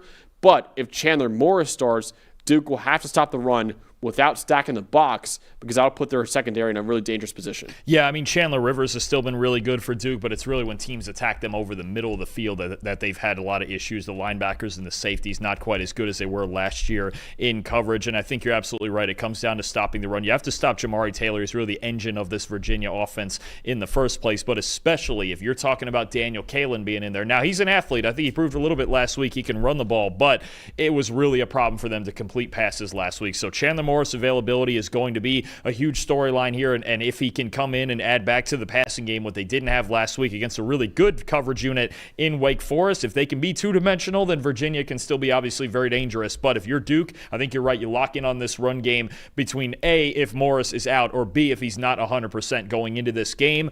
It's very questionable right now whether he's going to play. So stopping the run is going to be at a premium. Yeah, Chandler Rivers has been still pretty good this year. I think it is worth mentioning why they struggle over the middle of the field. Terry Moore has not played at all this year. Yep. I had Terry Moore as one of the best safeties in the country. He was, I think, the highest graded safety in the Power 4 last year. He tore his ACL in their Gator Bowl game against Ole Miss in January. He has not played since that injury. So that is a major reason why Duke has had such a struggling secondary this year, and a major reason why I like Duke going into the year in their secondary, because I thought Terry Moore would be playing this year, but he has not played at all this year, and he is one of the best safeties in college football. Ultimately, Dalton, who will win this game and really get a big boost in the ACC standings, while also the loser of this game will have a lot of ground to make up with only a couple weeks left. I'm ready to be hurt again, Max. I'm ready to be hurt again. You know what? I'm going to take Duke one more time this year. I'm taking them 35-31. That point total is for Virginia's kind of assuming Chandler Morris plays. We're going to kind of hedge with that a little bit. I do think if Kalen plays, I think Virginia's in trouble because the passing game just completely went away last week after he came in the game and Morris was injured. But I've got Duke 35-31. Look, Duke's a solid football team. The offense, especially with Mensah leading it, with Nate Shepard in the backfield, everything they have offensively, they are probably feeling like they should be better than 5-4, because what is the big problem with Duke really, Max? Above all else, talent, coverage, all. In their 5 wins, they've turned the ball over 1 time total. In their 4 losses, they've turned it over 10 times. 10 times in the 4 losses. 3 times last week against UConn. They don't turn the ball over. They're a borderline elite offense. They're really good. There's too many just big mistakes. I mean, remember the Georgia Tech game, the 99-yard fumble return, right? Illinois turning the football over. Last week against UConn, turning the football over, giving points away. This Duke team, when they don't turn the ball over, they are really good. And honestly, they're probably capable of beating anybody in the ACC the way it is. But they beat themselves a lot. I'm going to rely on them to not do that one more time. It's probably going to hurt me, and I'm going to say Mensah gets it done in a huge game that just sets off an absolute firestorm in the ACC, as we've been seeing all year now, and as we saw, we've been comparing it to last year's Big 12. These are the kind of things that happened last year in the Big 12 too, was big upsets late in the year. Give me the Blue Devils one last time, 35-31, and if I don't get this one right, then I might just never pick them again. I got Duke as well, winning 31-28. I think Chandler Morris, if he's unable to go, I really like Duke's chances in this game. But even if he does play, I think Duke at home will come out of a close battle and win this one, and maybe be one of the teams that we see in the ACC title game later on this year too. But I like Duke in this one, 31-28, deliver a second straight loss to Virginia. Still 3 more massive games here in this preview show, but Got to talk about the sponsor of the show, that is BetterHelp. This episode is sponsored by BetterHelp. The days are getting shorter and colder, and it can really take a toll on how we feel. This time of year can be tough for a lot of people. It is a great reminder to reach out and check in with the people that you care about. Maybe that means calling your grandma, writing a letter to your friend, finally grabbing lunch with your mom or someone else you haven't seen in a while. We're all healthier when we stay connected, and that's when we have community and support.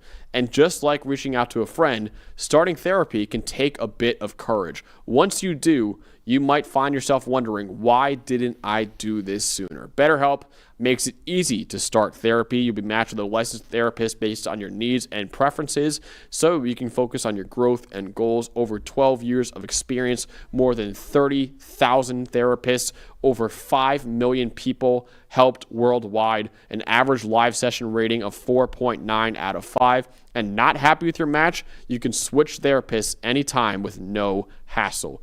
This month, don't wait to reach out. Whether that's checking in on a friend or reaching out to a therapist yourself, BetterHelp makes it easier to take that first step. And our listeners get 10% off their first month at betterhelp.com/PFF. That's betterhelp.com/PFF. All right. Next game we got, now getting to the night slate right now in Week 12. Utah at Baylor, 7 p.m. Eastern Time on ESPN2. Utah trying to stay alive right now in the Big 12 and also college football playoff race. Utah still very much alive in the playoff race right now. They're ranked last week at least in the top 15 by the committee. Should probably stay in the same this week because they didn't lose this past weekend. While it is possible that the Utes get in as an at-large team at 10-2, it's much more likely that their only path to making the playoff is by winning the Big 12. And right now, Utah is on the outside looking in to the Big 12 championship game. Right now, they're fifth in the conference with a 4-2 record in Big 12 play.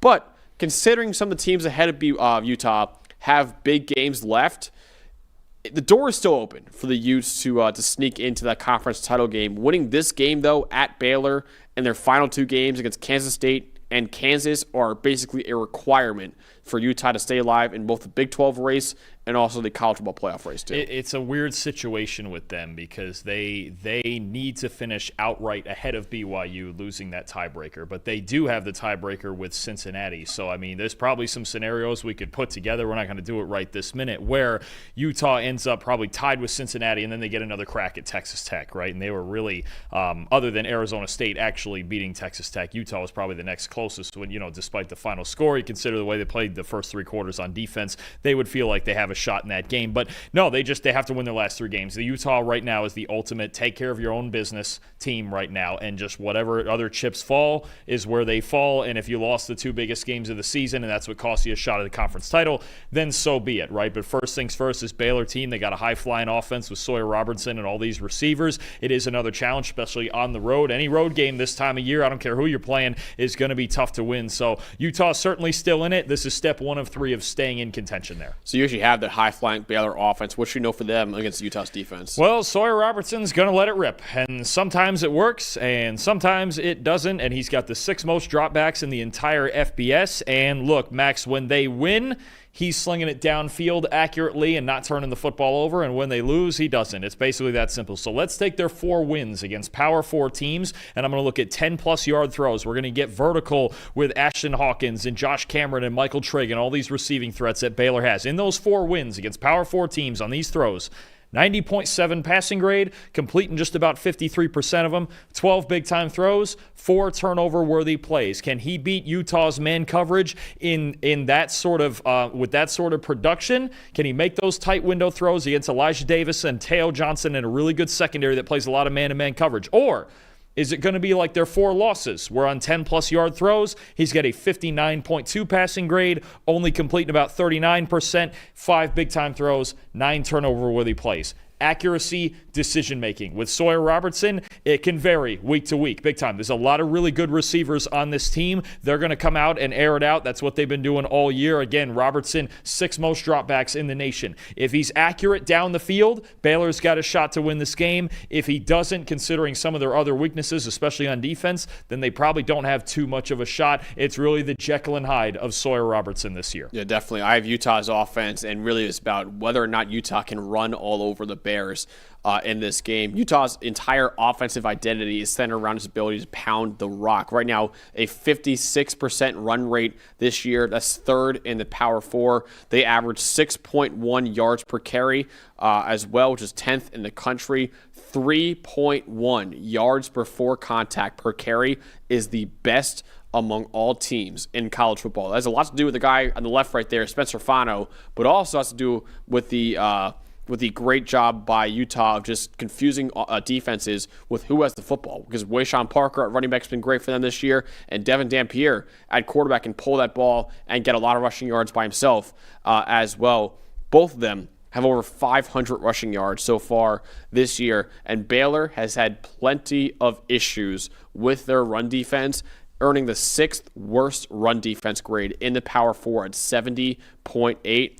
And right now, Baylor is only 84th in the country in yards before contact per attempt allowed at 1.7. And they've allowed quarterbacks to run for at least 60 yards on them 4 times in their 9 games. So Baylor must be prepared to stop the run in this game in order to have a chance at pulling off the home upset. I mean, we've seen this all year with Baylor. The Auburn loss, the Cincinnati loss, right? I mean, TCU, they lost that game, giving up 42 points, but the run defense really is a problem. The Arizona State loss, Arizona State ran the ball well on them. I just think when you look at this Baylor team, this is a major concern. This Utah offensive line really leaning on them, and you mentioned it, Jason Beck with the play calling, creating open space for those ball carriers, Dampier included. That's priority number 1. They're going to need to be a lot better in the front 7. It's hard enough just dealing with the 5 guys up front physically, but then you throw in the fact that Utah uses a 6 offensive lineman more than anybody. They have good tight ends that they can go to. They got defensive guys that come over like Lander Barton and Smith Snowden flying all over, playing both ways, right? Utah's just going full tilt high school with this thing where anybody can play any position. And then, of course, Dampier has thrown the ball pretty well this season as well. So I think Baylor's run defense obviously has to be the priority for them to win this game. They cannot get mauled for 300-plus rushing yards in this game. So ultimately, Dalton, will Utah stay alive in the college football playoff race and Big 12 race right now, or will Baylor deliver a potentially fatal blow to their season? I think they're going to stay alive. It's always tough to win road games this time of year, and I think Robertson is going to make a handful of throws that keep this thing competitive. But when you look at just the style of play that Baylor has had to deal with all year defensively, and just we've seen it from the very first week that their run defense has not been up to par for them being in contention. This is the worst week to have that problem, right? And we've seen it. Arizona State, Auburn, Cincinnati, even Kansas State, even though they won that game miraculously, right, where you have just a front 7 that struggled all year for Dave Aranda. I expect that to continue. I think we get a high-scoring game, but I'm taking Utah 38-27. I have Utah winning 34-21 over Baylor. I think the run game will be way too much for Baylor to handle in this game, and I think Utah will stay alive in the Big 12 title race. And I think Utah's heavy dosage of man coverage will give Robertson some problems in this game too. So I think Utah's going to win 34-21 over Baylor and stay alive in the Big 12 championship race. All right, next one, maybe the biggest game of the weekend. We got Texas at Georgia, 7:30 p.m. Eastern Time on ABC. The storyline to know is really it might be do or die for Texas this week. Texas has made the college football playoff in each of the last 2 years and made it to the semifinals both times. But right now, the preseason number 1 team in the country has only a 7-2 record on the year and most likely must win out in order to make it even back to the 12-team field this year. That includes winning games over 2 top 5 opponents in Georgia and Texas A&M. A loss for Georgia certainly would not outright kill their hopes of making the playoff because it would only be their second loss this year, but it likely would kill Georgia's hopes of receiving a first-round bye in the college football playoff. And also, it might make that season finale against a Georgia Tech team that right now is probably going to be in the top 15 tonight in the playoff rankings. That might be a must-win game for Georgia if they lose this game to Texas. Yeah, no, absolutely. I think you look at this game, the playoff implications, the SEC standings implications of this as well when you consider Georgia trying to stay in it. I mean, there's a scenario where they only have the one loss to Alabama and they just don't make the SEC title game, right? But then you look at if they were to get a second loss, who's feeling really good about that? And Ole Miss, who's the other team here with one loss as well. Texas themselves, right? If they were to win this game, still only have one loss. So you're talking about still having a chance. Texas, if they run the table, not only are they going to the playoff with their 10-2 record, very good chance that they could be in that mix to get in the SEC title game because you have a tiebreaker over A&M. They haven't played Bama. It would be a whole mess of tiebreakers, but everything's still in front of them. Now, they got a couple really tough games to win, right, at Georgia, and then they go home in a couple weeks and play Texas A&M. But for both of these teams, I mean, this matchup was always circled, even in the preseason, as like the game of the year. It is for both of them in a different sense, and I think Georgia would still be okay if they lost this game. You'd have to beat Georgia Tech, but we saw what happened last year. Yeah. 5-6 overtimes it was, however many it was. Yeah. But, I mean, you don't want to take that to chance, but no question, a huge game here, especially on the Texas side. So you have the Texas offense with Arch Manning against Kirby Smart and that defense. What should you know for that side of the ball? All right, so Texas, I think at this point, especially against this Georgia run defense, I'm just going to kind of discount them from being able to run the football. At this point, they just haven't shown us they can run the football. They're going to have to win through the air. This is the Arch Manning game, at least for this season. Can he carry them to a win? Now, the last few weeks, he's gotten hot now. You look at the way he's played the last few weeks. The Oklahoma game, he was solid despite some more humble numbers in the box score. It wasn't, outstanding in the box score, but he was still really good. The Mississippi State game, he got hot at the end. He was really good against Vanderbilt as well. Since week 7, Arch Manning has the 12th best passing grade in the country. That's a big factor. The 18th best adjusted completion rate. The accuracy has looked better for everybody who was panicking about his accuracy early in the season.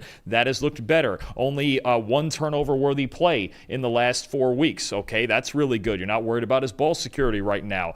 But the entire offense, okay, has gotten a bit more conservative. You see that number there, 148th among qualified quarterbacks in average depth of target in the last 4 games. So you're going a lot more with the screen game. Steve Sarkisian calling about 27% screens right now. They're making yards after catch. The Vanderbilt game is a great example of how Texas is running this offense right now. They're basically just replacing the run game with short passes, RPOs, and screens. So I think that is going to be what they're going to stress out Georgia with, is trying to make tackles in the open field. Now, if Manning needs to drop back, he should have a lot of clean pockets to work with. Georgia's pass rush has been basically non-existent all season. It's a matter of figuring out where Kirby Smart is going to dial up blitzes from and which way he's going to rotate all his coverages. But Manning really has to be the star of the show at this point for Texas to win the game, because I just don't think at this point, against basically every SEC defense they played, they just have not shown they can line up and run the football. This one's on him. If he wins it, we're going to hear a lot of apologies, I think, from a lot of the Arch Manning critics who jumped on his back way too soon. If he loses it, then honestly, maybe he'll have played poorly, but I also think then this team just wasn't ready to play this defense with their offensive line issues, with the run game issues. If Arch Manning can find a way to carry him, boy, it's gonna do something there in the mind of a lot of people's opinions about him. Absolutely. So I'm looking at Georgia's offense, and I'm looking at the offensive line for Georgia against Texas' elite pass rush. Gunnar Stockton has been awesome this year in his first year as Georgia's starting quarterback. He's 4th in the country with an 81% adjusted completion rate this year. And he's especially good when kept clean, posting an 89.9 passing grade when kept clean. That is 22nd among all quarterbacks in the country. And he's been afforded plenty of clean pockets this year, because right now, Georgia as a team is 16th in pass blocking grade, and they're 22nd in pressure rate allowed this year at about 26% this year. However, that front 5 for Georgia will be tested more than ever before this week, because Texas is 4th in the nation with an 88.2 pass rush grade, and they're 10th in the country with 31 sacks this year. And the star of that unit is edge rusher Colin Simmons. The sophomore entered this year as my number 1 edge defender in college football after a terrific true freshman campaign, and he's been basically just as good as a true sophomore. A 90.5 pass rush grade this year is 8th among all edge rushers in the Power 4. Considering Gunnar Stockton has only a 55.5 PFF grade when pressured, this battle up front could ultimately determine who wins and loses this massive, massive game. And you're still talking about a Texas team that has one of the best secondaries in the country, right? I mean, this is the entire defense. I mean, you're looking at a team that it's just very hard to score on. I mean, at the end of the day, Texas defense, despite Arch Manning and Steve Sarkisian and everything else going on, it's Pete Kwiatkowski in this defense that makes it go, right? You've got Colin Simmons, like you mentioned. You've got Anthony Hill at the linebacker level, Malik Muhammad on those guys in the secondary, just an outstanding unit. So I think Stockton, look, he's going to be put to the test. He's been awesome lately. The last 4 games, he has been one of the best quarterbacks in the country, especially in that stretch. So I think it's going to come down to which quarterback can find 3 or 4 big explosive plays. So, these are 2 defenses that don't make a lot of mental errors. Can you find them? Can you find those guys that make those mistakes in those big moments? And can you execute with those throws downfield? Because that's been something with Stockton as the year has gone on. He's attacked downfield just a little bit more each week. When he's hit those throws, Georgia's offense has been really, really good.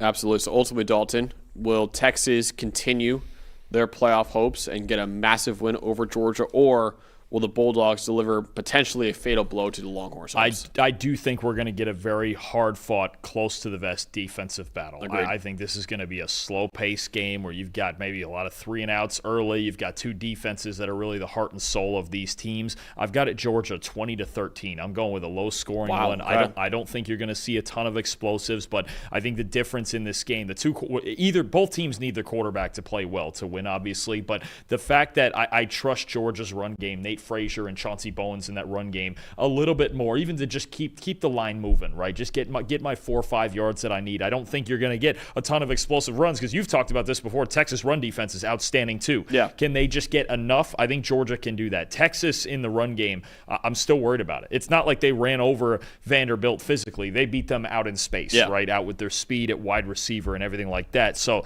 I think Georgia in this game can be a little more two-dimensional when they need to be. I think for Texas to win this game, Arch Manning would have to be the best player on the field on either side. Don't know that he's ready to do that yet with this supporting cast. I'm taking Georgia in a low-scoring one. Yeah, I have taken Georgia as well in a very, very close game. I have it 24-23. Georgia coming out on top. It could be an overtime game, I think, between Georgia and Texas, but it could be a defensive battle. Should be a defensive battle in this one. I think they'll pull out a close win at home, though. I think, like you said, Dalton, I think Georgia's offense will be a little more two-dimensional than Texas will in this one. And I think that Georgia will effectively end Texas's hopes of making it to a 3rd straight college football playoff. So both have Georgia winning in tight defensive ball games. All right, final game in this Week 12 preview. We got TCU at BYU. 10:15 p.m. Eastern Time on ESPN, a late-night ball game that we've got in the Big 12. And the storyline to know is BYU is clinging to a spot in the Big 12 title game right now. BYU started off the year with a perfect 8-0 record, the first time in program history that BYU started 8-0 in back-to-back seasons. But BYU was embarrassed this past week on the road against Texas Tech, losing 29-7. But even with the loss, BYU still controls its own destiny in the Big 12 race. As long as BYU wins their final 3 games, they'll secure a spot in the conference title game where it'll most likely have a rematch with the Red Raiders. But if the Cougars lose at all over the next 3 games, their hopes of making it to Dallas and securing their first ever college football playoff berth could evaporate considering how wide open that Big 12 conference is right now. This week's game against TCU is a major first step because right now the Horned Frogs are 6-3 on the year, and right now, according to PFF's power rankings, are a top 25 team in college football. Yeah, no, I mean, for BYU, the stakes for this game would be even higher had TCU beaten Iowa State last week. That it would be even higher, but with 3 losses, they're basically done when it comes to the conference. But still very much a threat with a dangerous offense and an odd matchup here that we're going to have in the ground game with TCU's run defense. But I think for BYU, I mean, that's the story. The same thing we had earlier with Cincinnati. You win out, you're golden. You're going to get to play Texas Tech again. You take a second crack at it. And I do think when it comes to BYU, that game was not some indictment on, because some people are going, oh, they're frauds or this or that. No, absolutely not. No, that was just about how good Texas Tech is. Yeah. I don't know that anybody's going in there and they're going to beat that defense. So I think it's more just about BYU, Kalani Sitake getting this team together, trying to bounce back against another good team. And you look at it, TCU, you get through this one, all right, then you have the huge game here against Cincinnati, and then after that, I like BYU's chances against UCF at home the last week of the season. So, same thing, BYU or Cincinnati, you go 3-0, golden, you're going to play Texas Tech. It's that simple. I think BYU, too, at 11-1, maybe even if they lose to Texas Tech again at 11-2, they could still be a playoff team.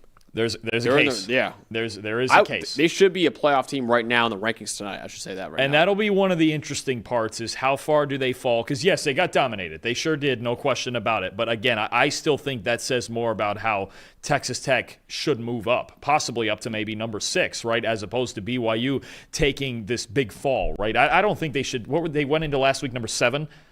Yeah. And where did you have them when you did the thing on Sunday again? 10? I had them 9. Yeah, I don't think they should fall below maybe number 10. Yeah. I would agree with that. I think that just shows you how good Texas Tech is, despite the one loss they have. Yeah, I think BYU should still be a top 10 team. We'll see what the playoff committee does tonight. I imagine they're going to be outside the top 10 in the playoff rankings tonight. Dalton, you have that BYU offense with Bear Bachmeier against TCU's defense. What should you know on that side of the ball? So at the end of the day, last week against BYU, what we talked about, or I should say against Texas Tech for BYU, what we talked about on Sunday was their inability to run the football, right? And in just about every game this year, they've been able to run the ball, get to the play-action game, just run the system the way that Aaron Roderick wants to for Bear Bachmeier. Now, you're going to have another challenge. Texas Tech, number 1 graded run defense in college football. Well, TCU is not far behind them at number 3. They have the 3rd best run defense grade in college football. Basically, every significant contributor to their defense has a run defense grade at 60 or higher. I mean, it's a full team effort. There's not really a weakness. They're fast. They tackle well. Bud Clark and even those guys in the secondary come flying down. Caleb Elarm-Zor from the linebacker spot. He's really good. 18th in the nation in yards per carry allowed. Yards after contact is a big one. Sometimes we talk a lot about yards before contact and stuffing guys at the line of scrimmage. Yards after contact per carry allowed, 4th lowest in the nation. This team, that's the big thing that tells me. Second-level defenders that are fast and tackle very, very well. This team wants to get L.J. Martin going early in the game. They want to get Bear Bachmeier going in the run game a little bit, sets up the play action and everything, the layers to this BYU offense the way they want it. They still don't necessarily want to just drop back and throw the football. Bachmeier has gotten better in the drop back game, but you still want to run your offense step by step. BYU finding a way to punch through this TCU run defense with an offensive line that is still in the top 10 in run blocking grade this year, despite last week's efforts and the struggles they had last week in the run game. It's going to be a physical matchup when BYU, as it always is, when they're on the field, it's going to be physical, starting with that offensive line and trying to take the pressure off of Bachmeier as much as they can. Yeah, I have TCU's offense. I'm looking at Josh Hoover and TCU's weapons against BYU's man coverage in this game. So the best part of BYU's defense has been its coverage unit. Right now, BYU is 32nd in the country in team coverage grade this year, and they're really good covering over the middle of the field, as both their starting safeties, and Tanner Wall and Falatal Satuala, have 80-plus coverage grades this year. But BYU is a little more average on the outside right now. Evan Johnson, who is a good player, he has a 73.4 coverage grade. That leads all BYU corners. Everyone else is like 65 or below, I believe, for BYU right now. And those corners are often left on islands for BYU as well, because BYU runs man coverage at a top 35 rate in college football at about 33% this year. Those corners on the outside will be tested this week against TCU, because right now TCU is 20th in receiving grade right now, and their top 2 weapons are outside receivers and Eric McAllister and Jordan Dwyer. McAllister leads the Big 12 with 817 receiving yards this year. Dwyer is 9th in the conference with 610 yards. And also, important to note, Josh Hoover has been very, very capable of making some tight window throws against man coverage. Josh Hoover leads the nation with 10 big-time throws against man coverage this year. So I'm really looking at BYU's outside corners in this game against Eric McAllister and Jordan Dwyer, and of course Josh Hoover, who has proven capable of making some tight window throws. Yeah, no, I think this secondary is even greater than the sum of its parts. You mentioned the 2 safeties have been outstanding. And the one thing I need to note with Josh Hoover is, yes, he's been very good when it comes to a lot of the big throws and when he's getting the ball to Dwyer and McAllister. And don't forget Joe Manjack in the slot, too, is a good player. The one thing with Hoover that could hurt him in this game, you don't want to be doing this. He has 19 turnover-worthy plays this year, second most in the country. So I think there's going to be a big factor of, is he forcing those balls into that tight man coverage? Is he going to not turn the football over, not put it in danger? We've seen that hurt them at times at TCU. Josh Hoover, the ball security needs to be a little bit better, especially against this secondary that is very good. And he's going to have a lot of clean pockets to work with if BYU's not blitzing and sending those linebackers all over him. But I think that's going to be a big thing for Hoover too. Can those guys beat man coverage on the outside, and can he not put the ball in danger? 19 turnover-worthy plays in 9 games is rough. Yeah, definitely. Ultimately, Dalton, will BYU continue to stay in the Big 12 title game with a win over TCU, or will the Horned Frogs create just absolute chaos in the conference of the win? I think this game is certainly a threat, right? And I want to see how BYU bounces back, right? And I wonder if they'll look at that game last week and just kind of the same way I look at it, just go, you know what? They were better than us that day. Texas Tech certainly was better than them that day. But I think Kalani Sitake, they were in this spot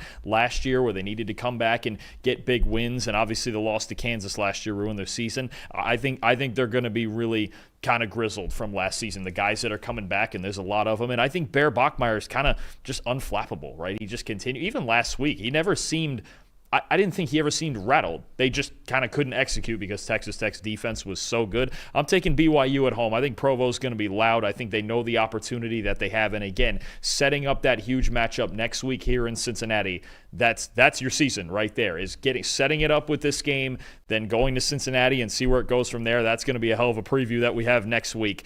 I think that's really what this comes down to, is BYU at home, just putting the pieces back together, getting it done. 30-23 Cougars. I have BYU winning 28-27. I think it's going to be a really, really close game. I almost picked TCU to win, which I'm sure all the BYU fans would have loved if I did that, considering I've pretty much picked against BYU in almost every game this year. You didn't pick them last week.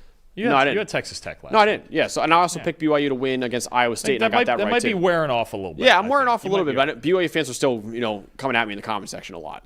Well, so you probably just deserve it for something. They probably are hoping I'm picking TCU in this one, but I'm taking BYU in a very, very close game. Could be another overtime game that we get. I think it might be a shootout between 2 pretty good quarterbacks in the Big 12. I think BYU, though, at home, which is, I think, key because they have one of the best home environments in college football, they'll bounce back from last week's loss on the road and win this game at home over TCU. So I got BYU winning 28-27. What a game that would set up if we get BYU and Cincinnati both to win this week. What a game that sets up. Yeah, we're trying to go to that game. Yeah. Oh yeah. Oh, I'm going. You're going? I just applied for credentials. So okay. Yeah. Hopefully get in there. Get it done. I'm going. I'm already approved. Yeah. All right. Jeez. That wraps up our previews for Week 12, but we're not done on the show just yet. I want to remind you guys, please throw in your upset picks in the chat right now, because we're going to do our upset parlay of the week right now. I still have a lead on you guys because I think we've all been ice cold. The last 3 weeks or so have just been nobody's hit anything. Yeah, I still have 994 points. Eli still has 417 points. Dalton, you have 324. Yeah, no, it's been a struggle. You and I in the Sun Belt had a couple of closer games last week. We had some opportunities, just couldn't finish the game. And, well, Eli, I tried to warn you. Yeah. Yeah. Let's get producer Eli the first crack out of here. Eli, what are you doing for your upset pick of the week? We're going over to the Sun Belt for me. And, it's kind of it's a good matchup. It's strength on strength, but give me Texas State over Southern Miss. Got the second highest graded offense in Sun Belt against the second highest graded defense. I just like Texas State's offense. It's kind of been their go-to. It's a down year for them, but I think they can pull off the upset here. All right. You guys just love picking against Southern Miss, man. I guess so. They're the best team in the Sun Belt West, and you just keep picking. Yeah, they've only lost 2 games. Keep picking against the Golden Eagles. Ray Guy's Golden Eagles. Man, we're due. Man. Wow. Plus 180 for Texas State. We got it, man. We keep trying to pick these Sun Belt games, and it's just tough. What do you got? Who's going next? You or me? You can go next. Oh, okay. All right. You know what, Max? I'm gonna go to a game that we're going to this Friday, actually, in Louisville. Louisville's playing Clemson. Actually, we didn't preview it, but a big game for Louisville to try to stay alive at home against the Clemson Tigers. Beat them last year, but struggling on offense lately. Miller Moss hasn't played great in ACC play. It kind of sounds like Isaac Brown is not going to play this week again after missing this last game against Cal, and Isaac Brown was the star of the show against Clemson last year. Clemson bounced back from a tight loss to Duke, beating Florida State 24-10 last week. You know what? I'm going to take Cade Klubnik and the Tigers to go into Louisville, get a little bit of revenge from last year's loss when Louisville really physically dominated them in Clemson. I'm going to take Klubnik and Peter Woods and this Clemson team to try to just bury themselves out of this hole and they still have to get bowl eligible. They're not even there yet. So I'm going to take Clemson in that game that we're going to on Friday night. We're going to go watch in person. All right. We got a couple, we got an upset pick in the chat already, so please keep throwing your upset picks in the chat right now. I'm going to go with maybe the most disgusting game of the week, Dalton. Oh, boy. I'm going Louisiana-Monroe over South Alabama. They're right now actually plus 170, just updated actually on DraftKings Sportsbook, so I get a little bit of extra points right there if I win. But these are two teams, I'm not going to sugarcoat it. These are two of the worst teams in the country. But Louisiana-Monroe is at home in this game. I think they're very close to being as equally bad as each other. I'll take the home team in this one over South Alabama. So plus 170 is pretty good odds for me too. Again, I think both these teams that have really struggled this year, I think they're pretty equally bad. So I got Louisiana-Monroe winning over South Alabama at home as well. So I got Louisiana-Monroe as my upset pick. You got. There was that other time. Was it Arkansas State over South Alabama? I think it was my last hit too. That might be the last hit for any of us. Let's see. South Alabama at 2-7, ULM at 3-6. Yeah, it's tough. That's going to be tough. Louisiana-Monroe, lowest scoring team in the Sun Belt. Got to find some points. If they can do that, maybe it'll be all right at home. It'll be all right. No, I mean, I believe in my Warhawks. Sometimes you just go to the well. Hey, did you see finally Sam? Just throwing it off topic here. You see Sam Houston finally got the first win last week. They did beat Oregon State. Man. You see Oregon State fired their interim head coach. They fired their head coach and then they fired their interim head coach. That's called down bad there. That's interesting. That's down bad. Man, I don't know if I've ever. I thought Florida might do that after Kentucky lost. But I don't know. I don't know if I've ever seen that. That's a new one. That's pretty tough. The interim head coach gets fired too. Well, they're gonna run out of coaches. Hey, keep cycling through the carousel. Yeah, they're gonna have the grad assistant as the head coach in like a couple weeks. Look, the carousel just keeps turning, man. There's been one every Sunday for like 2 months straight. The equipment manager's be defensive coordinator in a couple weeks too. Crazy. I'll fill in for 3 weeks. Sure. If you pay me to fill in for 3 weeks, I'll do it. Oh, sure. Man. All right, so our upset parlay was $10 to win 174. We had another one in the chat, Dalton. We had NC State over Miami. That was another one I thought about. I settled on Clemson because I was like, I just got to try to get a win here. I almost did that one because I didn't love how Miami looked against your Syracuse. Plus 470. So thank you to who was in the chat. We had Cade Kirshner in the chat doing that because it actually boosts the parlay from ours at a mere $174. With Miami losing NC State, it would be $10 wins $991. I'm glad you brought that up because that was one I almost went with to take a bigger swing. I think NC State could win that game. All right. Yeah, wraps up our upset parlay of the week. It wraps up the PFF College Football Show for Week 12 of college football. But I believe, Dalton, we still have one more episode this week. We're actually going to predict the next head coach at every single one of the Power 4 jobs that are open right now. I believe 9 jobs open in the Power 4 right now. We're going to try our best to predict the next head coach for each of those programs and also give you other candidates to know for all those programs as well. That'll be on Friday live on this channel, and of course on Sunday live at 9 a.m. Eastern Time. We'll be breaking down all of the biggest results from Week 12 of college football. For our producers back there, and Tyler and Eli, for Dalton, Wasserman, I'm Max Chadwick. We'll see you guys on Friday as we predict the next head coach for every open job in the Power 4.